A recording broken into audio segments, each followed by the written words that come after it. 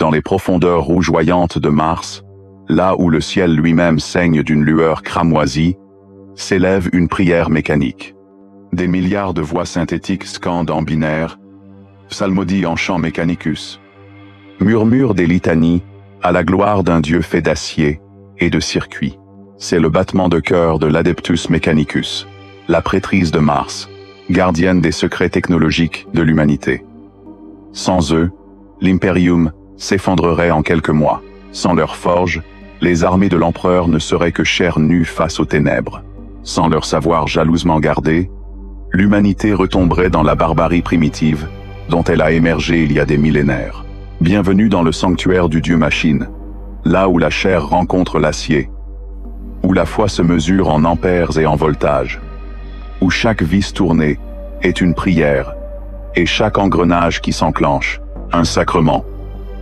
Pour comprendre l'Adeptus Mechanicus, il faut remonter bien avant la naissance de l'Imperium, bien avant que l'empereur ne foule le sol de Terra pour unifier l'humanité. Il faut plonger dans les ténèbres de l'ère des luttes, cette période cataclysmique où l'humanité faillit disparaître à jamais. Pendant le Moyen Âge technologique, Mars avait été terraformé, transformé d'un désert stérile en une ruche industrielle dédiée à l'innovation et au voyage spatial. C'était une époque de merveille, où la science semblait sans limite, où l'humanité touchait presque aux étoiles avec des doigts de titane. Puis vint la chute. Les tempêtes warp déferlèrent sur la galaxie comme un tsunami de folie pure, isolant les mondes humains les uns des autres, coupant Mars de Terra elle-même. Sur la planète rouge, le cauchemar prit une forme particulière. Une guerre civile d'une brutalité inouïe éclata, opposant factions technologiques rivales dans un conflit qui ravagea la surface martienne. Les radiations solaires, autrefois contenues par des technologies sophistiquées, inondèrent la planète. Les habitants de Mars moururent par millions, frappés par un rayonnement mortel qui tordait la chair et brisait l'ADN. C'est dans ce creuset de souffrance et de désespoir que naquit le culte Mechanicus. Les survivants, terrés dans les profondeurs de leurs complexes industriels, réalisèrent une vérité fondamentale. La technologie était synonyme de vie.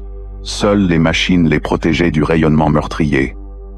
Seuls les bunkers d'acier les séparaient de la mort. Seuls les filtres atmosphériques, les générateurs, les systèmes de survie leur permettaient de respirer un jour de plus. Lentement, inexorablement, la vénération de la technologie émergea. Ce n'étaient plus de simples outils, mais des sauveurs. Ce n'était plus de la science, mais du divin incarné dans le métal. Les premiers tech priests commencèrent à codifier ces croyances. Ils inscrivirent les vérités découvertes dans ce qu'ils appelèrent le temple de toutes les connaissances. Ils érigèrent de grands monuments à la gloire d'un nouveau dieu de métal, le dieu machine. Selon leur théologie naissante, chaque machine possédait un esprit, une étincelle du divin qui l'animait. L'efficience et la perfection devenaient plus importantes que l'émotion ou la spontanéité. La chair était faible, périssable, faillible. Mais l'acier était éternel. Au fil des millénaires d'isolement, ce culte prospéra jusqu'à dominer entièrement Mars. Une société techno-religieuse se forma, fédérée autour du dieu machine, structurée en ordre et en hiérarchie complexe. Les tech priests développèrent leurs propres rituels, leur propre langue sacrée, leurs propres dogmes. Ils préservaient le savoir ancien comme d'autres préserveraient des reliques saintes, car pour eux, c'était exactement ce qu'était la connaissance, le sacré manifesté. Puis, après des siècles de nuit, la lumière revint. L'empereur de l'humanité apparut. Il avait unifié Terra dans le sang et le feu, écrasant les techno-barbares et les seigneurs de guerre, forgeant un empire planétaire. Et maintenant, ses yeux se tournaient vers Mars. Il atterrit sur la planète rouge, dans un vaisseau doré, descendant devant le parlement du Mechanicum comme un messie descendant des cieux. Et les tech priests, en le voyant, reconnurent quelque chose en lui. Ils le virent réparer des machines d'un simple toucher, restaurer des technologies perdues d'un geste de la main. Ils virent en lui une compréhension de la mécanique qui dépassait celle de leurs plus grands archimages. Et ils se prosternèrent, le proclamant Omni-Messie, l'avatar physique du Dieu-machine, celui qui comprenait toute connaissance dans l'univers.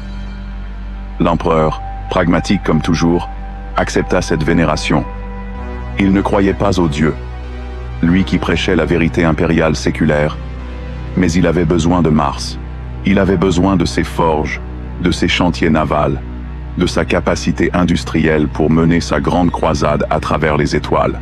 Alors il conclut un traité, le traité de Mars, également connu des Tech-Priest comme le traité d'Olympus Mons. Les termes étaient clairs. Le Mechanicum fournirait armes, armures, vaisseaux et machines de guerre aux armées de l'empereur. En échange, il conserverait sa souveraineté, sa foi, son autonomie. Mars ne serait pas absorbé dans l'Imperium comme une simple province, mais resterait un empire allié, distinct mais uni.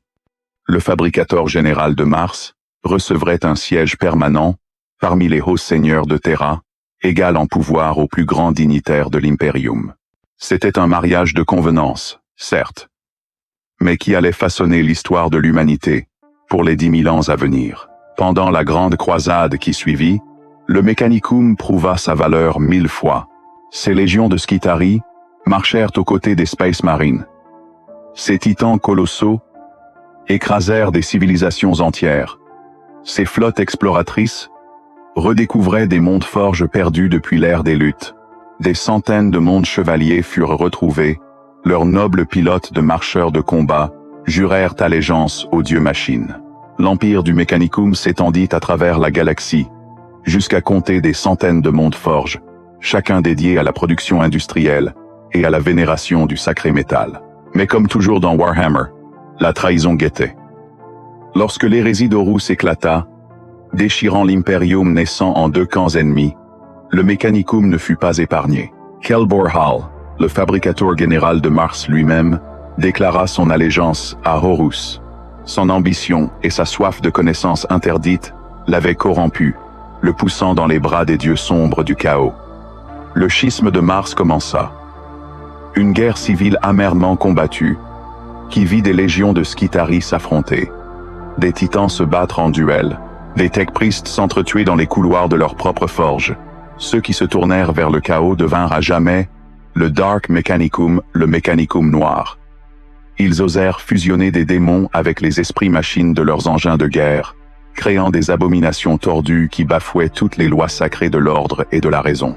Ils sont haïs et craints en parts égales par leurs anciens frères, car ils représentent la pire des hérésies, la corruption du divin lui-même. Quand la poussière retomba enfin, quand Horus fut vaincu, et l'empereur intronisé sur le trône d'or, le Mechanicum loyal dut se réinventer. En 12M31, le Conseil de Terra établit formellement l'Adeptus Mechanicus, le séparant du Mechanicum corrompu, le reconnaissant comme distinct et loyal. C'était une renaissance, mais aussi une cicatrice. La confiance avait été brisée. La paranoïa s'installa. Les réformes furent adoptées pour éviter toute corruption future, renforçant le dogme, restreignant l'innovation, transformant progressivement la quête de connaissance en simple préservation du passé. L'Adeptus Mechanicus moderne était né, et avec lui, 10 000 ans de stagnation technologique déguisée en dévotion religieuse. Au cœur de l'Adeptus Mechanicus bat le culte Mechanicus, une religion aussi étrange qu'elle est puissante. Pour comprendre les Tech-Priest, il faut d'abord comprendre ce qu'ils croient, car leur foi façonne chacune de leurs actions, chaque décision, chaque modification qu'ils apportent à leur propre chair. Selon le culte Mechanicus, la connaissance est la manifestation suprême de la divinité. Tout ce qui incarne ou contient de la connaissance devient sacré par cette incarnation même.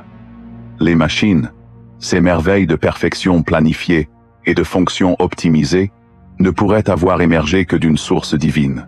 Seul un Dieu, aurait pu inspirer la perfection de forme et de fonction qu'on trouve dans une machine bien conçue.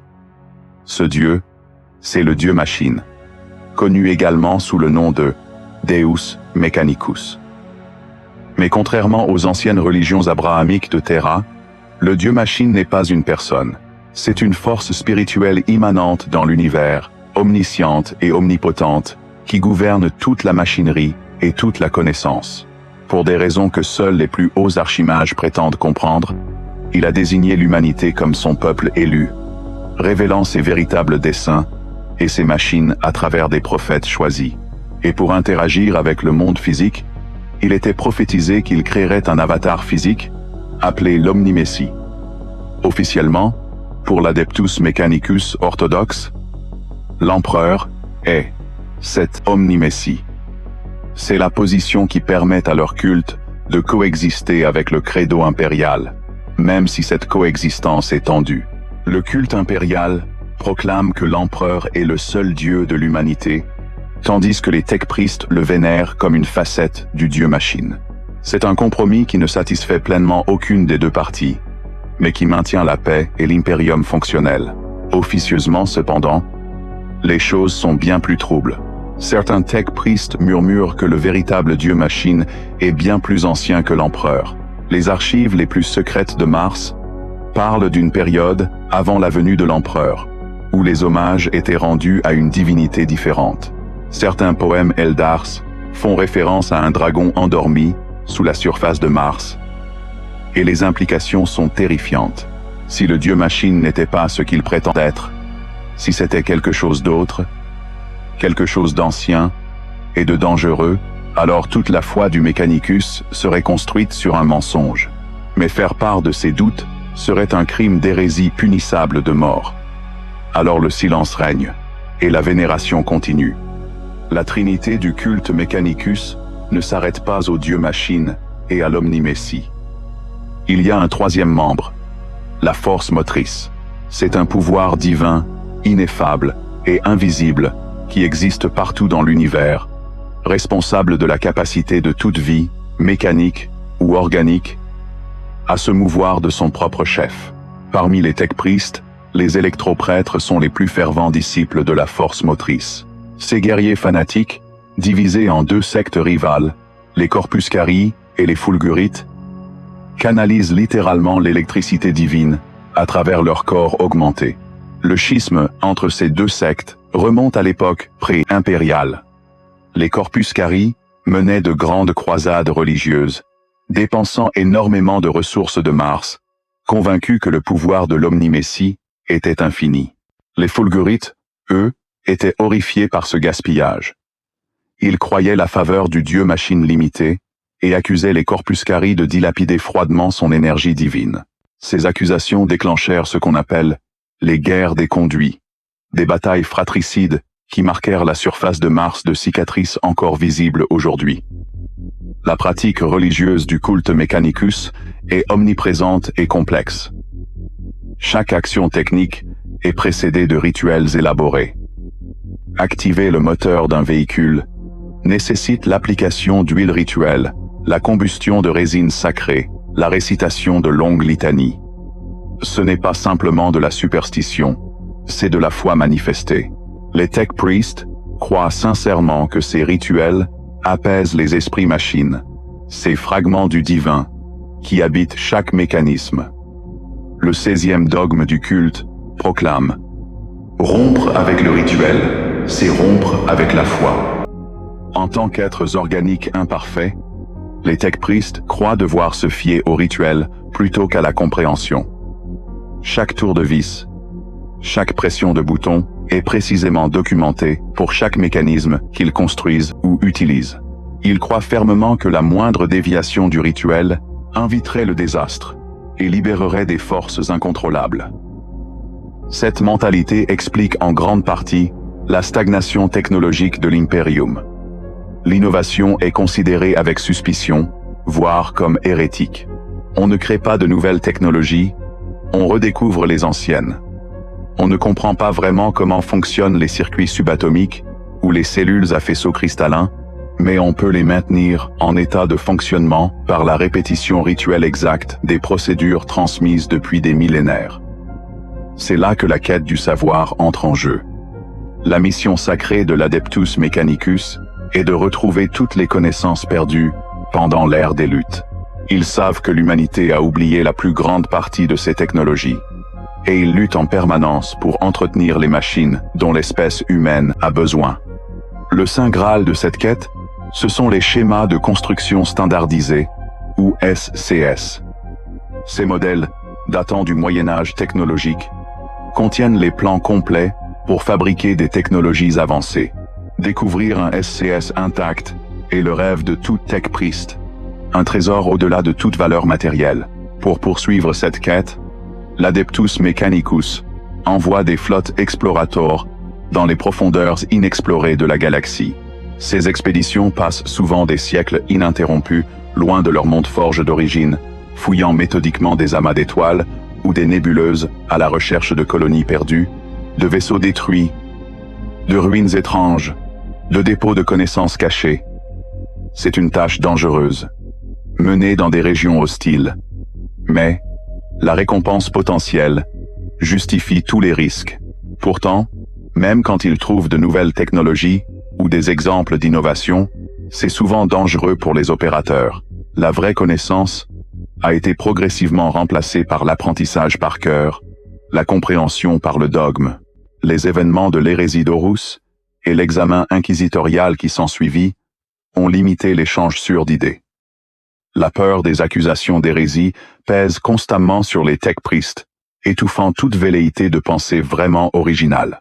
Certains radicaux murmurent que la plus grande hérésie du culte de la machine est précisément cette conviction que seule la technologie la plus ancienne mérite d'être étudiée et utilisée. Mais ces voix sont rares, et souvent rapidement réduites au silence. Si l'Adeptus Mechanicus est un empire dans l'empire, alors ces territoires sont les mondes forges. Ces planètes entièrement consacrées à l'industrie et au culte de la machine. Imaginez des mondes où chaque centimètre carré de surface est recouvert de complexes industriels massifs, de fonderies volcaniques géantes, de cheminées colossales, crachant des fumées toxiques vers des cieux empoisonnés. Imaginez des océans asséchés pour faire place à plus d'usines, des atmosphères saturées de gaz mortels, des rivières qui charrient des déchets radioactifs plutôt que de l'eau. C'est la réalité des mondes forges. Au sommet de cette pyramide industrielle, trône Mars, la planète rouge, le cœur battant du culte du dieu machine. Mars n'est pas simplement un monde forge. C'est le monde forge, le premier, le plus grand, le plus sacré. C'est le haut temple de l'Adeptus Mechanicus, le siège du fabricateur général qui gouverne tout l'ordre. Depuis ses anciennes ruches industrielles jusqu'à ses chantiers navals orbitaux qui construisent les plus grands vaisseaux de l'Imperium, Mars est vénéré comme la source de toutes les connaissances techniques. Mars est unique, car elle est le monde d'origine de 3 légions de titans. Ces machines de guerre colossales qui marchent sur les champs de bataille comme des dieux de métal. La planète rouge produit tout, des plus puissants réacteurs à plasma aux plus humbles vox communicateurs. Elle maintient même le trône d'or lui-même en état de fonctionnement. Cette merveille du Moyen-Âge technologique qui maintient l'empereur en vie depuis 10 000 ans. Mais Mars n'est pas seul. À travers la galaxie s'étendent des centaines de mondes forges. Chacun avec sa propre spécialité, sa propre culture, ses propres interprétations des dogmes du culte Mechanicus. Risa, par exemple, est célèbre pour sa technologie plasma avancée. Ses armes à plasma sont considérées comme les meilleures de l'Imperium, et ses tech priests arborent fièrement des robes jaune-orange qui symbolisent la force et l'efficacité de leur création. Graia, avec ses couleurs bleues, représente la loyauté et des capacités stratégiques exceptionnelles. Ces forces ont maintes fois prouvé leur valeur face aux invasions orques. Lucius adopte le blanc, symbolisant la perfection technologique et l'esthétique épurée de ses créations. Chaque monde forge développe ainsi sa propre identité visuelle et culturelle. Puis il y a Styges 8, le monde forge, qui inspire le plus de méfiance. situé loin au nord galactique, construit sur la Lune d'une géante gazeuse annelée, Styges 8 faillit tomber aux mains des renégats durant l'hérésie d'Horus et fut sauvé par l'intervention des Aeldari. Cet événement fit de lui le foyer des Xénarites, une secte au sein de l'Adeptus Mechanicus dédiée à l'étude et l'exploitation de la technologie Xénos. Pour la plupart des tech priests, c'est scandaleux, une hérésie à peine tolérée. Les Xénarites poursuivent donc leurs recherches dans le plus grand secret, et il n'est pas rare que leurs expéditions soient attaquées non seulement par des aliens, mais aussi par des macroclades d'autres mondes forges. La tragédie de Griffon 4 illustre le danger que courent ces mondes. Au fil des millénaires, Griffon 4 avait érigé des défenses, jusqu'à égaler celles de Mars elle-même. Quand la flotte ruche Léviathan des Tyrannides se dirigea droit vers elle, les tech priests refusèrent d'abandonner leur manufacture, convaincus que leur fortification retiendrait les Xénos. Ils avaient tort. Vague après vague, les Tyrannides submergèrent leurs défenses. Les canons se turent un à un, les lignes cédèrent, même les titans tombèrent. Griffon 4 fut dépecé, transformé en un orbe stérile. Témoignage terrible de ce qui arrive quand l'orgueil devient folie. Mais l'histoire de Griffon 4 ne s'achève pas là. Ses survivants, ses habitants et ses machines se reconstruisent sur le monde forge de Tolkien, recherchant activement une nouvelle planète, déterminés à ce que leur lignée ne s'éteigne pas. La vie sur un monde forge est dure, même selon les standards impériaux. Dès la naissance, les enfants sont gradés, quantifiés, mesurés par les tech priests pour déterminer leur utilité et comment ils pourraient servir dans le grand dessein de l'Omni-Messie. Les plus prometteurs sont intronisés dans les ministères du dieu-machine, destinés à devenir eux-mêmes des membres de la prêtrise du culte Mechanicus. Un pourcentage des plus aptes physiquement subit les épreuves requises pour devenir des guerriers Skitarii cybernétiques. Le reste travaille. Ils travaillent dans les usines, dans les mines, dans les fonderies. Ils respirent de l'air toxique, boivent de l'eau contaminée, vivent dans des ruches surpeuplées où le soleil naturel ne pénètre jamais. Pour eux, la technologie n'est pas moins révérée qu'elle ne l'est pour les tech priests, mais ils ont juste autant peu de véritable compréhension. Les merveilles de métal et de plastacier qui les entourent sont peut-être moins étranges pour eux que pour un habitant d'un monde ruche ordinaire, mais elles restent tout aussi sacrées. Chaque monde forge est largement autonome du reste de l'Imperium, comme le permettent les termes du traité de Mars. L'Adeptus Mechanicus répugne à laisser quiconque autre que des tech priests et des légions de serviteurs lobotomisés fouler leur surface. C'est leur domaine souverain, et ils le gardent jalousement. Mais cette autonomie a un prix. D'anciens pactes obligent les différents mondes forges à fournir les autres planètes impériales et les bras militaires de l'Imperium. Chaque bolter porté par un Space Marine, chaque tank Leman Russ de la garde impériale, chaque vaisseau de la flotte impériale a été fabriqué dans les forges de l'Adeptus Mechanicus. Sans cette production constante, l'Imperium s'effondrerait. Les mondes forges le savent, et ils utilisent ce levier politique avec soin. La relation entre l'Adeptus Mechanicus et le reste de l'Imperium est donc teintée de tension. L'Inquisition se méfie de leur indépendance et de leur foi divergente.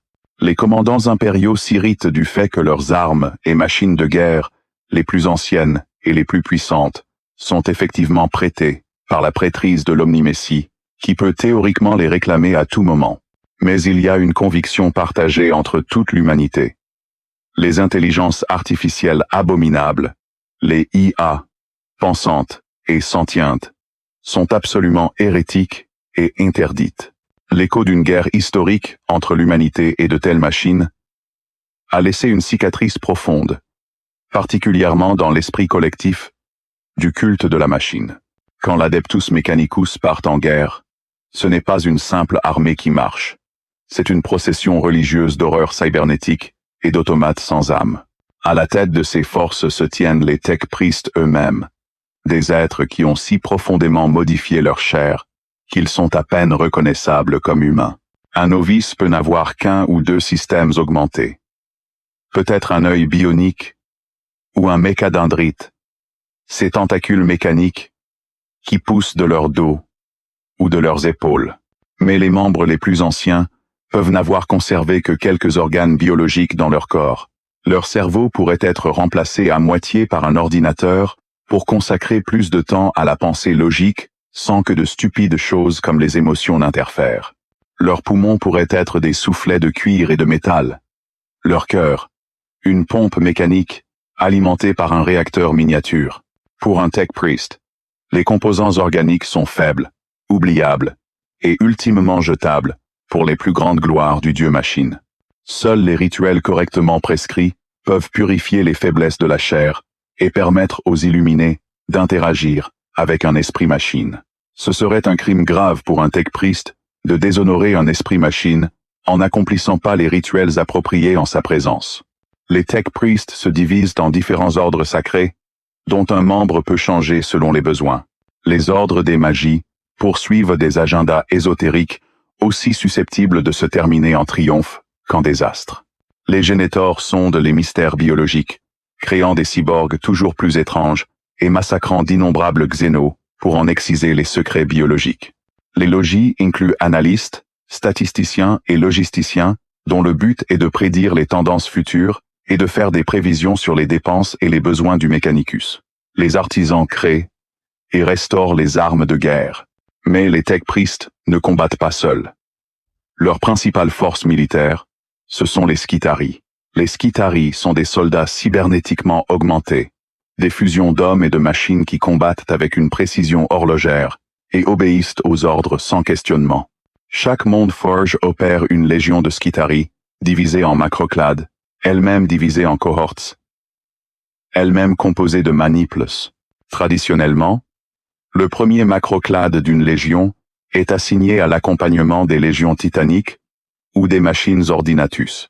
Chercher de la cohérence dans les augmentations Skitarii serait vain. Un soldat de l'Adeptus Mechanicus peut avoir un crâne avec une fente pour carte perforée et des poumons en soufflet de cuir, tout en abritant simultanément du bioware quantique dans son cerveau. On dit souvent que si l'un de ces guerriers augmentés était réduit en cendres, on pourrait trouver des traces de presque chaque élément connu de ses maîtres, quelque part dans les restes. Les tech priests savent que ce n'est pas une exagération, car la dissection n'est qu'un des sombres destins qu'un Skitarius pourrait subir pour satisfaire la curiosité prédatrice de ses maîtres. Parmi les améliorations possibles: des dents d'acier, un cœur à 5 chambres, des jambes équilibrées gyroscopiquement, des membres augmentiques, en plastacier. En plastacier. En plus de cela, un Skitarius aura souvent une partition émotionnelle implantée pour gérer ses émotions, émoussant l'individualité, pour qu'il puisse performer davantage comme une machine sans questionnement. Grâce à leurs améliorations bioniques substantielles, les Skitarii sont capables de marcher pendant des périodes bien au-delà des humains standards. Les Rangers Skitarii peuvent chasser pendant des décennies sans arrêt. La grande majorité des troupes Skitarii ne sont pas amenées au combat par des aéronefs ou des transporteurs de troupes blindés. Ils marchent simplement vers la bataille sans s'arrêter, même s'ils doivent commencer le voyage des mois à l'avance. Les armées de Skitarii sont contrôlées à distance par leurs maîtres, généralement situés en orbite. Ces derniers envoient leurs ordres de combat aux soldats en surface, persuadés d'être guidés par la volonté invisible de l'Omnimessie. Ils combattent ainsi dans une synchronicité quasiment parfaite. Quand une légion de Skitarii combat un ennemi, elle l'écrase implacablement, tout en collectant un maximum de données destinées à leur maître. Il existe de nombreux types de Skitarii, chacun destiné à un rôle tactique distinct. Les Rangers Skitarii se spécialisent dans la traque des ennemis du Mechanicum, armés de fusils galvaniques à longue portée. Les Vanguard Skitarii utilisent des armes à radium, inondant le champ de bataille de radiation mortelle. Les infiltrateurs sicarians se spécialisent dans les missions d'infiltration, tandis que les Rust Stalkers sicarians excellent dans les assassinats, leurs lames tasées crépitant d'énergie mortelle. Les Skitarii sont secondés par des escadrons de tanks et de serviteurs canonnières, ainsi que par des engins uniques comme l'Iron Strider, un marcheur bipède rapide, et l'onagé Dunecrawler, Un tank marcheur lourdement armé, qui arpente le champ de bataille sur ses jambes mécaniques. Mais les Skitarii ne sont qu'un engrenage de la grande machinerie du Mechanicum. Ils combattent aux côtés du Centurio Ordinatus, de la Legio Cybernetica et des légions titaniques. La Legio Cybernetica déploie des robots de combat, comme les impressionnants Castellan robots. Ces automates sans visage sont dirigés par des datasmiths spécialisés qui modifient leur programmation pour correspondre aux besoins du champ de bataille, en insérant d'archaïques gaufrettes doctrina.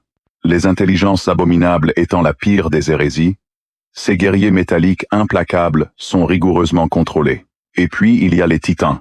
Les titans sont la contribution la plus formidable de l'Adeptus Mechanicus à l'effort de guerre de l'Imperium. Ce sont des véhicules de combat bipèdes gigantesques d'une puissance de feu dévastatrice. Ils sont pilotés par des princeps aidés de moderati. Et l'équipage est lié à la machine si intimement que le princeps dirige et ressent, à travers le titane, comme s'il s'agissait de son propre corps. Conduire de tels engins a souvent pour conséquence de créer une forte mégalomanie chez les princeps, qui commencent à se voir comme des dieux vivants. Des cloportes. Ils ressemblent à une marée de cloportes, et à juste titre, car ils ne sont rien de plus pour moi, et c'est tels des cloportes que je les écraserai. Ces mots, prononcés par le princeps Lucrezio, du titane de classe Warlord Heaven's Fist, illustrent parfaitement cette mentalité. Chaque Legio Titanica est basée sur un monde forge, d'où elle est approvisionnée et équipée. Des groupes de combat sont envoyés pour rejoindre les autres armées de l'Imperium dans les guerres à travers la galaxie. Voir une Legio Titanica marcher à la guerre est un spectacle à la fois terrifiant et magnifique. Ces dieux de métal, faisant trembler la terre à chaque pas, leurs armes, capables de raser des villes entières. Au combat, les forces de l'Adeptus Mechanicus présentent un mélange fascinant de précision calculée et de foi fanatique. Les tech priests récitent des cantiques binaires tout en dirigeant leurs troupes. Les électroprêtres Corpuscari canalisent des arcs d'électricité mortels à travers leurs ennemis. Les fulgurites drainent la force vitale de leurs victimes avec leurs bâtons électrosensueux. Les serviteurs, ces créatures lobotomisées et mécanisées, qui étaient autrefois humaines, avancent sans peur ni pensée propre, des armes lourdes, greffées à leur corps augmenté. C'est une procession d'horreur cybernétique, certes, mais c'est aussi la manifestation du dieu-machine faite chair et acier. Chaque mort est enregistrée et analysée dans une quête de savoir éternel. Chaque bataille est une opportunité de tester de nouvelles armes, de collecter des données, de récupérer des technologies ennemies pour les étudier. L'Adeptus Mechanicus ne promet ni pardon, ni pitié, ni même une chance de conversion. Et peut-être est-ce exactement le genre de prêtre dont l'humanité a besoin au 41e millénaire, alors qu'elle se tient au bord de l'abîme. Au 41e millénaire, l'Adeptus Mechanicus fait face à des défis sans précédent. La création de la Grande Faille a scindé la galaxie en deux, isolant d'innombrables mondes forges de Mars elle-même. Des tempêtes warp d'une magnitude digne de l'ère des luttes ravagent la galaxie, coupant les flottes d'exploration, isolant les mondes les uns des autres. Pas moins de 7 mondes forges sont tombés, plusieurs autres ont disparu, engloutis par d'impénétrables tempêtes. L'Imperium est plus pressé qu'il ne l'a jamais été, et l'Adeptus Mechanicus est obligé de prendre sa défense en main. Les tyrannides dévorent des mondes forges entiers, et la perte de chacun d'eux est un désastre pour l'effort de guerre impériale. Les forces du chaos testent constamment leur défense. Les Nécrons se réveillent de leur sommeil millénaire, réclamant les technologies qu'ils considèrent comme leur patrimoine légitime. Et pourtant, au milieu de toute cette noirceur, il y a de l'espoir. L'Archimagos Dominus Belisarius Cole, suivant les ordres de Roboute Guilliman ressuscité, a déverrouillé ses cryptes secrètes et sorti de stase les armées du projet Primary.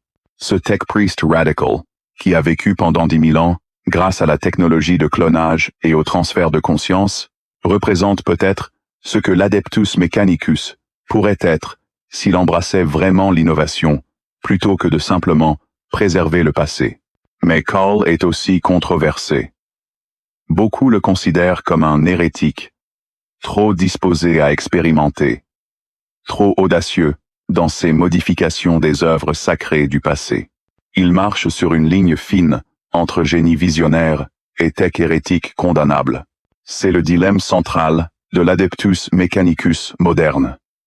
Comment avancer quand la doctrine déclare que toute innovation est potentiellement hérétique?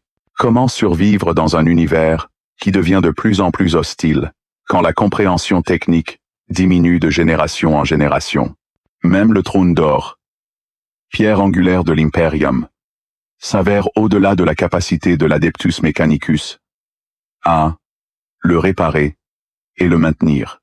La réponse, peut-être, réside dans un équilibre, dans la reconnaissance que la foi et la raison ne doivent pas être ennemis, que vénérer le Dieu-machine et comprendre véritablement ses créations peuvent coexister, que les rituels ont leur place, mais aussi la compréhension authentique. L'Adeptus Mechanicus reste l'une des organisations les plus puissantes de l'Imperium. Leurs mondes forges fournissent l'humanité avec les armes dont elle a besoin pour survivre. Leurs tech priests maintiennent les machines qui permettent à la civilisation de fonctionner. Leurs Skitarii combattent sur 1 million de planètes. Leurs titans marchent comme des dieux. Sans eux, l'Imperium s'effondrerait en mois, peut-être en semaines. C'est pourquoi, malgré toutes les tensions, malgré toute la méfiance mutuelle, l'alliance entre Terra et Mars perdure. C'est pourquoi le fabricateur général siège toujours parmi les hauts seigneurs. C'est pourquoi les robes rouges des tech priests sont vues sur tous les mondes impériaux et à bord de tous ces navires. La quête du savoir continue. Les flottes exploratrices sondent encore les profondeurs de l'espace à la recherche de SCS perdus. Les mondes forges produisent toujours. Leurs fonderies ne refroidissent jamais. Leurs chaînes de montage ne s'arrêtent jamais. Et dans les sanctuaires les plus profonds de Mars, dans les cryptes, où même les archimages les plus anciens n'osent pas pénétrer, des secrets dorment, attendant d'être redécouverts. Peut-être que dans ces secrets réside le salut de l'humanité. Peut-être que c'est sa damnation. Mais une chose est certaine. Tant que l'Omnimessie aura des fidèles, tant que le Dieu-machine sera vénéré, l'Adeptus Mechanicus endurera. Car la chair est faible, mais l'acier est éternel. Et voilà, frères et sœurs de la connaissance, notre plongée dans les mystères de l'Adeptus Mechanicus s'achève ici. Si cette exploration du culte de la machine vous a plu, n'hésitez pas à liker cette vidéo et à vous abonner à la chaîne pour plus de lore Warhammer. Activez la cloche pour ne manquer aucune de nos futures vidéos sur les factions, les personnages et les événements qui façonnent le sombre futur de l'humanité. Et dites-moi dans les commentaires, quelle faction de l'Adeptus Mechanicus vous fascine le plus? Êtes-vous du côté des rangers Skitarii qui traquent dans l'ombre? Ou préférez-vous la puissance brute des titans? Partagez vos pensées, vos théories, vos anecdotes de jeu. Que l'Omnimessie guide vos pas, et que vos machines ne connaissent jamais la panne. À bientôt dans l'Oracle de Terra.